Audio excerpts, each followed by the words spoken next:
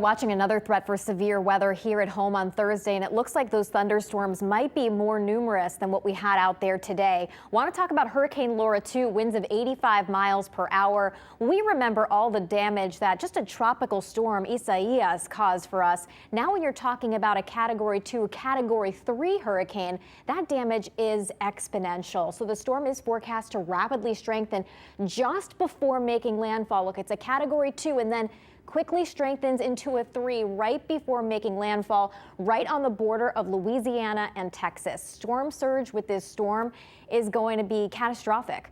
Now, there could be a 5 to 11 foot storm surge. What does that look like? Well, a 5-foot storm surge would mean if I was standing on the beach as this storm came through, the water would be above my head or just at my head. If it was 11 feet, it would be 6 feet above my head. So we are talking about, that's just scary to think about and really devastating for that area that it will hit. After that, and you also have to think for a moment, if I could just backpedal, you have to think about what's going on with COVID too, because how are people going to seek shelter with everything that's going on? You're supposed to be socially distanced. So that's another thing that we haven't had to deal with in past years. Now, after that, the storm is going to take this sharp right hook. I know that this looks concerning. This is not Isaias Part 2 for us here in Connecticut. But if the storm travels along this track or on the northern side of the storm track, we might actually get some beneficial rain out of Laura. If we were, that would be for later Saturday into Sunday. But if the storm tracks a little bit farther to the south along the southern edge of this cone, well, we may not get much of anything. I actually hope we get a little bit of rainfall. The other big story today, of course, we hit 90 degrees again, setting a new record for the most 90-plus degree days.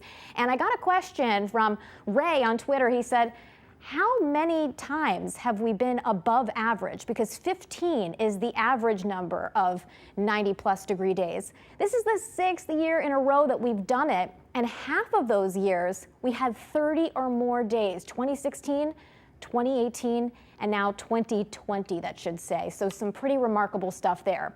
Big change in the air coming as we head through the evening tonight with some comfy, if not refreshing air that'll be settling in.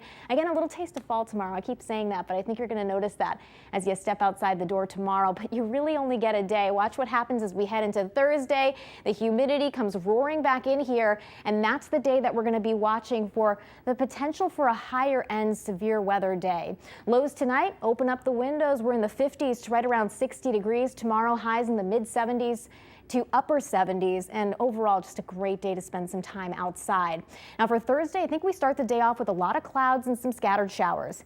Heading into the mid-afternoon, we'll break for sunshine. That's going to help boost our instability, and with a combination of instability and wind shear, which is wind direction that turns with height, we have the potential for some rotating thunderstorms in the afternoon. I hope this doesn't all come together, but it's one of those days that we're concerned about and we need to keep a close eye on. And then again, I wanted to show you just one more time that potential for rain from Laura.